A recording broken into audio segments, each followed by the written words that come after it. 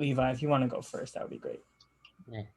I am Levi Nahirney, and I'm the star of the new documentary, Levi Becoming Himself, and you're watching the Filmcraziest show. And Shannon, do you want to go? Sure. Hi, my name's Shannon Kaplun. I'm the director and co-writer of Levi Becoming Himself, and you're watching the Filmcraziest show. Cool. And I'm Daniel, the host of the Filmcraziest show. I'm glad to have you both here to chat about the documentary. And for people who don't know, could we just start with like the background of the story in the documentary? Sure. So the background is of me becoming myself as a transgender youth. I'm also an identical twin and adopted, so it's really about just me becoming myself and finding who I am. Okay, that's awesome. That's very well put. And also, I'd love to get an idea of when this was filmed and how long that process took. Sure, yeah. We filmed through COVID, which was challenging. But luckily, my style is to have a very small crew to keep it quite intimate. So not like a huge, narrative style crew. It was often Josh, who was our producer and cinematographer, and myself, sometimes a camera person, and then Levi. And the process took about 4 years. I came across an article in the paper. It's actually in the London Free Press, which is where I'm from, about a set of twins who'd been adopted from Vietnam. And that at a young age, one of the twins started to question their gender. And it tweaked me because I was very interested in adoption and I was pitching a series about adoption. So I reached out to the journalist who gave me Levi's mom's number, Lois, and I called her and we just started chatting. And that series did not get greenlit, but over the years, I just checked in every once in a while to see how Levi was progressing. And when the situation arose where I pitched Levi's story as a feature for TV, CBC jumped at it. And so at that point, I introduced myself to Levi and we started our relationship of getting to know each other. And we've been shooting, I guess, since last August was the first time I came over and we just fooled around on the phone, just looking at his room and giving me a tour and getting to know each other. So it was a year of shooting, but 4 years of planning. Okay. And Levi, what's it like for you sharing your story? And like, was there ever hesitancy in sharing it, or did you always want to? I am always, as I tell my friends a lot, I'm an open book as long as you ask me what the questions are, or as long as you search for the questions. So it's not hard for me for someone to come up to me and just be like, can you tell me a little bit about yourself in this subject or something like that. There's no hesitation. And I am really happy that I'm able to get my story out there. Okay, and have this platform to be able to share it as well, right? Yeah. And I know in the film you do a lot of public speaking with we for she, and I assume other things as well. Can you speak about that? So We for She was my first like really big speech, like public speaking. I don't actually do too much public speaking. A lot of the time it's interviews on TV or something like that. Um, I want to get into public speaking a bit more, but there hasn't really been too many things like to arise for that, if that makes sense. Okay, but we're hoping the film will give us opportunities to have Levi go out to schools and to talk to families and parents and kids, right? Mm-hmm. Okay, is that something you would want to do, like just going on like a tour of like through BC, like to different schools? That would be really cool. Okay. Now, what are some of the most like rewarding reactions you've gotten from your speeches at We for She? We for She. I remember that there was this one kid who came up to me and told, for the first time, I've never had anyone say this to me, like in person, that they told me that I was an inspiration and like that they were like I inspired them to come out. and just be who they are now, and that really got to me, and it was just the nicest thing anyone has ever said towards me during speeches like that. Okay, that's awesome, because your story is very inspiring, and you're a very inspiring person. So I'm glad you were able to get that reaction. Mm-hmm. Now, do you have like, are you nervous at all for the reactions for this premiering on CBC Gem on Friday, or are you mostly excited? I'm mostly excited. I a lot of my friends want to see it and look for it, and they're really excited to see it, and my family is just ecstatic, like going off the walls crazy, like with it. um Really? yeah. Oh, good. That's awesome. I'm really excited to see their reactions, and like I know I'm gonna get like a lot of emails and a lot of text message being like, "Oh, you look so amazing" and stuff like that.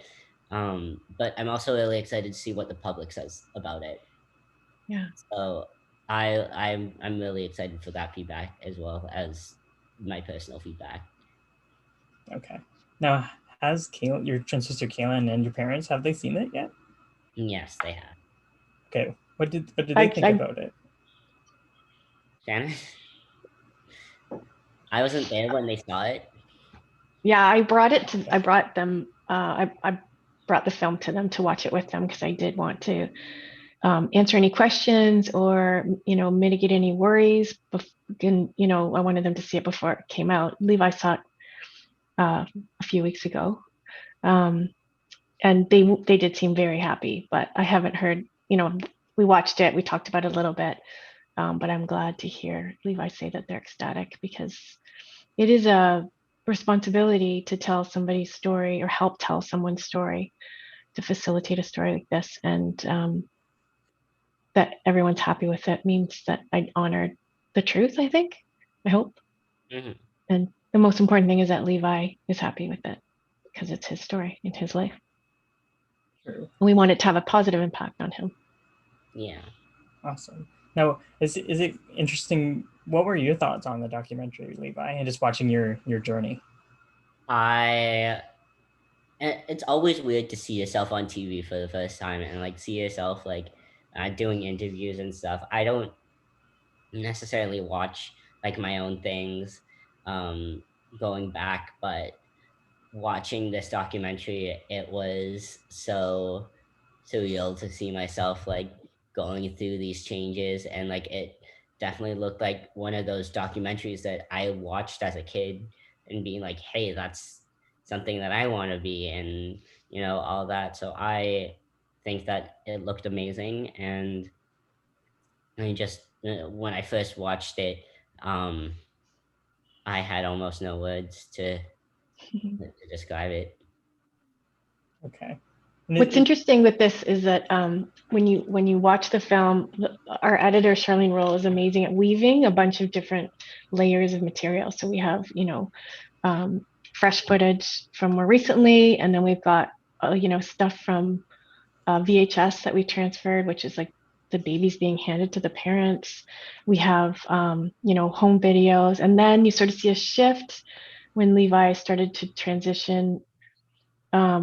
And then it becomes more of he and Kaylin's own social media. So that personal archival sort of shifts from the parents' perspective, like shooting down at little duties, running around, to teenagers, asserting themselves and individualizing. So it's kind of neat to weave all those different elements together to tell the story. Mm-hmm.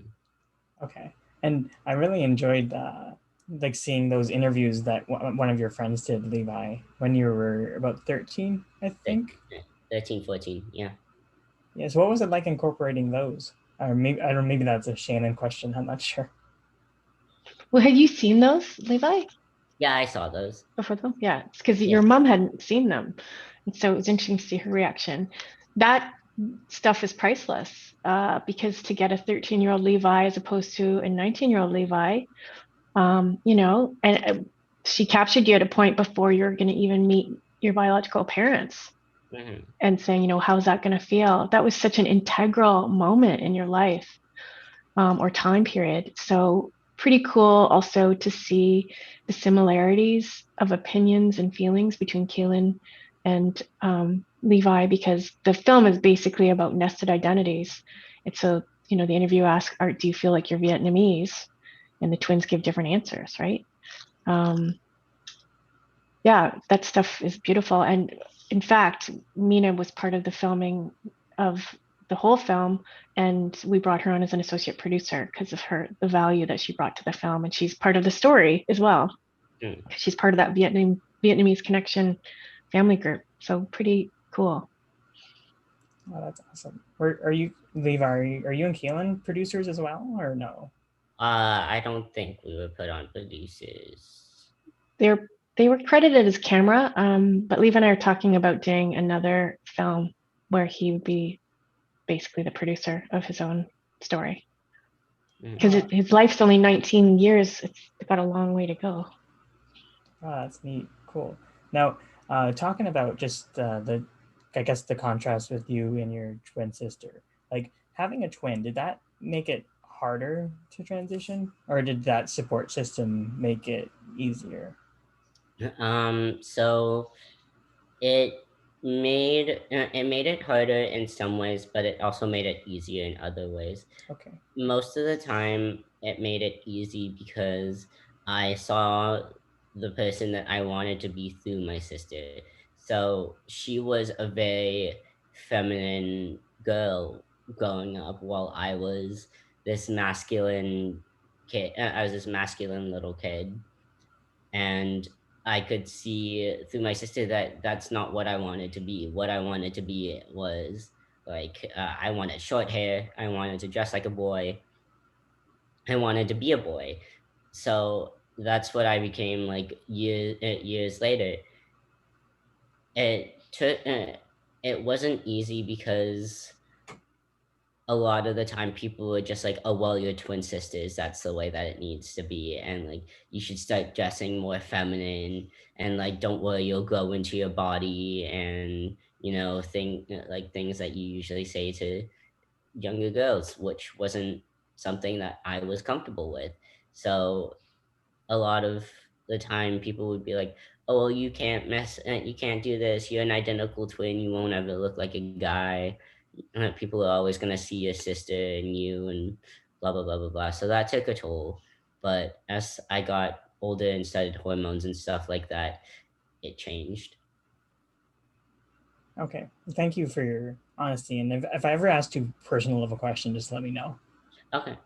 Okay. Cool. I love the social media aspect of the film with the TikToks. So what was it like incorporating those aspects to the film? I think Levi's TikToks are Levi being himself, you know, and those were created before we ever talked about making a film. So those are just his authentic voice, and they're quite positive and upbeat, and that kind of like Levi's lightness and sense of humor, I think, are what attracts people to look at him as a leader and as somebody to look up to. So I think they're an excellent tool for drawing people in and supporting them. Cool. Now, I noticed that you use like a couple of them to cue the commercial breaks. What was it like choosing those to cue the commercial breaks? Well, again, it's uplifting. It makes you want to come back for more. It's something snippy and quick and all really positive. Okay. So you generally want to hook before a commercial break to keep people watching. Okay. No, I guess that won't be an issue on Gem. I don't think they're commercials. I'm not even sure. Okay, fair. Now, was that you choosing them, or did you help choose those as well? I sent in all the TikToks that I was comfortable like giving Shannon and Josh. They ended up editing their entire thing, so whatever they wanted to do with those TikToks, they did with them, and the way that they did it was awesome. I really like it. Okay. When Kaylin saw the film, there's one TikTok of you guys dancing, and she was just covered. She's like, "Oh no!" I'm like, "Oh, I'm sorry. Was that upsetting?" And she's like, "Ah," but she's like, "It's fine. It's totally fine." And then there were a couple clips that showed her like drinking, and your mom was like, What? Where did these come from?" I said, "They all got sent by the kids. I didn't take anything that wasn't, authorized." Great. Now, I'd also love to ask, just with like the family support system that you have here at Levi. Like, I loved hearing in one part where your mom, Lois, I think her name is, Yep. was talking about how like, oh, we could teach these kids so much, and then you're like, oh, you're your own people. Like, you can teach us a lot. So, what was that like hearing that in the film? I kind of laughed at that a bit because me and my mom have in the family, everyone knows that me and my mom have quite different opinions when it comes to certain things. So her saying like, "Oh, we can teach these kids a lot," it was more of like we kind of taught my parents a lot as well. Okay. Yeah, my parents did teach us a lot, but we taught them stuff as well. So it was very it was very. I thought it was funny that we had two different answers. I don't know. Okay. What was that Yeah. like for you, Shannon, having that moment in the film? What was your reaction to that? Oh, I loved it because, Lois is a powerful woman. She's a strong female role model, but that she said, "Oh, the things we'll teach these children." Well, no, right off the bat, these kids are going to be teaching us some things, right? And so I loved her honesty around saying that they didn't know what transgender was, and they had to learn even what the name of it was or what Levi wanted to become. And so that's why I think this story is going to be impactful to our audience, to help hopefully parents understand, to be understanding and supportive and tolerant when kids talk about this. And I learned so much from this process. I had no idea that kids knew their gender identity at 3 and 4 and 5 years old. I just never thought that. So I've learned a lot. Levi and Keelan have taught definitely Lois and Tom lots, but they've taught me a lot too. Oh, great. So that's one of the biggest things you took from this experience, helping tell the story. Yeah. Okay. Were there any other big takeaways? I think just how difficult it is, or imagining how difficult it is to not feel comfortable in your own body. And I've never experienced that. And so I feel a deep empathy for Levi, and so happy that his family did whatever they needed to facilitate his transition the way he needed it to happen, with hormone blockers and hormone therapy. Yeah, it's not a simple journey at all, but he's done it beautifully. Okay. Now, Levi, what are you hoping people take away from this film? I'm hoping people are just going to be able to take away that it's okay to like figure out who you are, like whether it's coming out 1,000 different times with a different identity just to find out like what sits right to you, or like just it's I just want people to know that it's okay to figure out, like just go through that path of figuring yourself out. You don't need to rush figuring yourself out. It takes time, and that's fine. Okay. Nice. Awesome. Also, I also want to ask just about like I love the camp out scenes. So what was it like having that community and having that friend group? That friend group was just so amazing. I unfortunately I didn't get to talk to everyone at camp, but I did hang out with most people at camp. It was really nice because for once in my life I felt very popular in that group, and that's not really something that I feel outside of outside of on the outside world. I'm not a popular person. I'm very quiet when it comes to new situations. So when I was able to do a stand-up comedy show, and I was able to make a bunch of friends and make the entire camp laugh, and like smile and stuff like that. That felt really nice, and just I made so many good friends there, and it was amazing. And that's awesome. The stand-up comedy was really funny. It's another career path, Levi. Oh God, we'll see. I'd rather public speaking than stand-up comedy, or would you like to do a little bit of both? Both would be fun. Fair.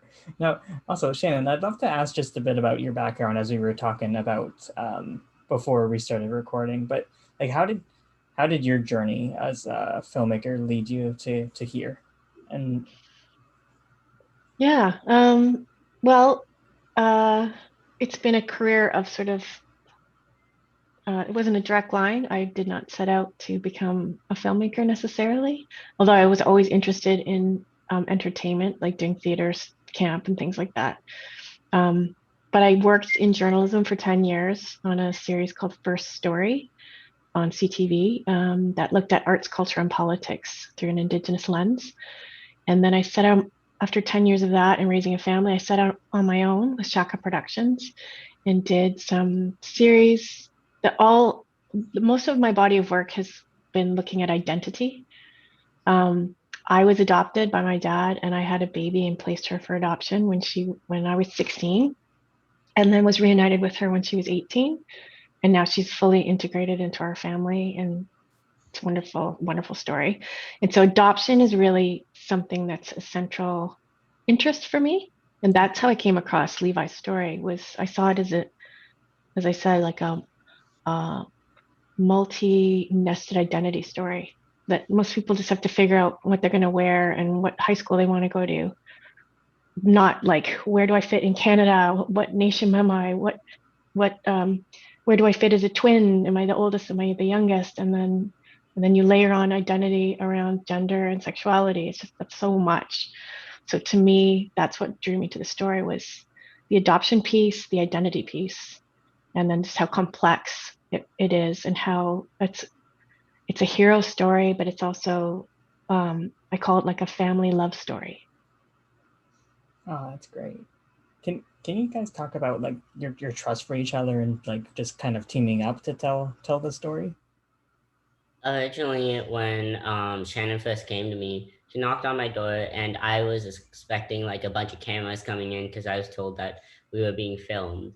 And then she pulled out her iPhone, and I was kind of laughing a little bit because I was like, like this isn't what I expected at all, and I just kind of laugh. And she asked me to make TikToks while I was in my room, and I was talking to a bunch of my friends online and stuff like that. And we just kind of sat around and got to know each other. And she interviewed me a little bit, and I was like, okay, this will be fun. Okay. Yeah, we wanted to do it slowly and carefully. And with COVID, we weren't even sure if we could continue shooting. So we kind of had to do things bit by bit. But Josh, our producer, is a really patient and lovely person too. And so he and I think jived really well with Levi, where it wasn't going to be shooting for 12 hours. It's going to be, if there's a situation that comes up that we feel would be good to capture, then may we please come and share that with you. Often Levi would also just self shoot if things were happening and we couldn't get a camera organized. So he was definitely part of that storytelling piece, but we did have to get to know each other over the time, and it is definitely a trust exercise for sure.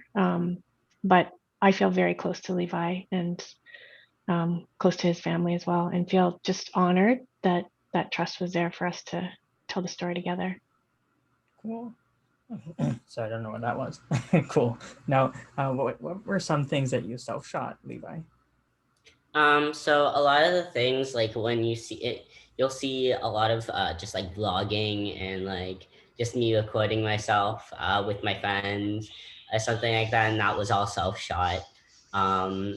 It was basically just like a bunch of videos that I just like whipped out my phone for, and I just shot in the moment. And like I think there's a scene with me carrying a bunch of like heads across at school, and we're just I remember Shannon just laughing at that scene. So funny. You're hilarious, Levi. We also shot we had Mina shooting your family dinner, making dinner scene, Yeah, and but then you shot as well, right? Yeah, and then there was a couple scenes where me and my sister both pulled out our phones and we shot it. So, yeah. Nice. Now, Shannon, I'd also love to. You have a co-writer credit in this. Like for documentary, I'd just love to like ask like in what way, what aspects did you write for this story? Sure. Yeah, it's different than a narrative film.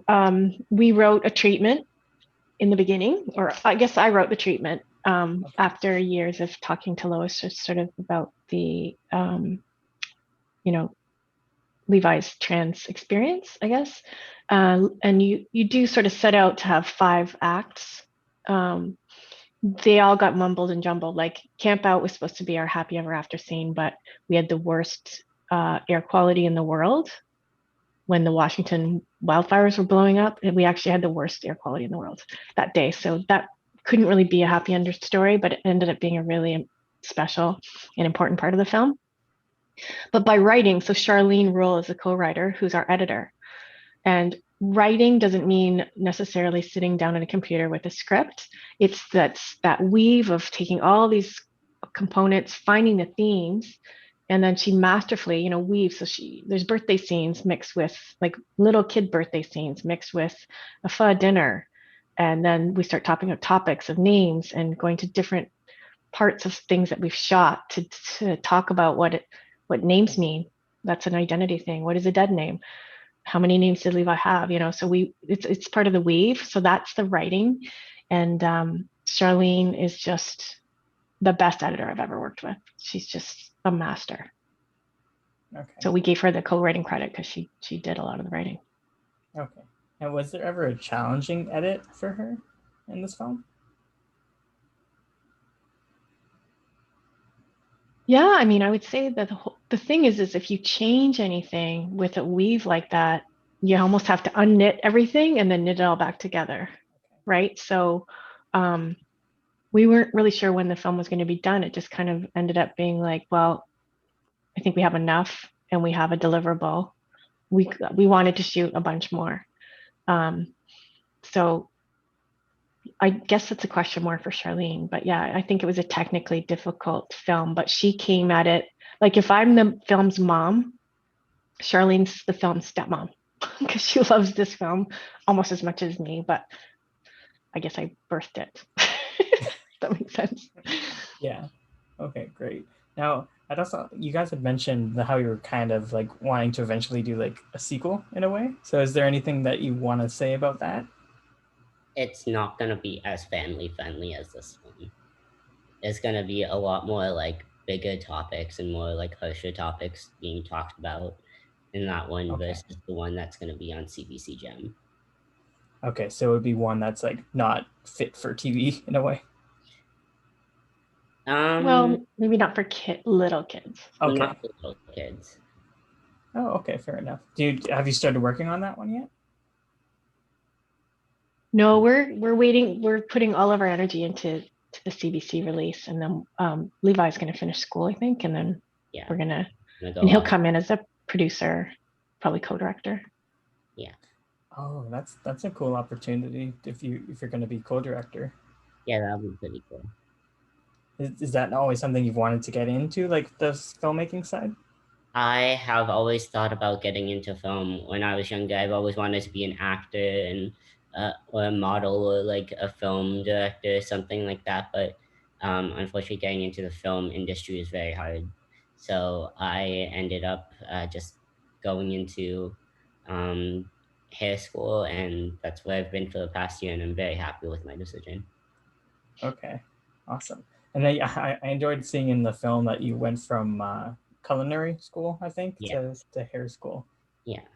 No, well, with culinary, what's something that you like to make with food?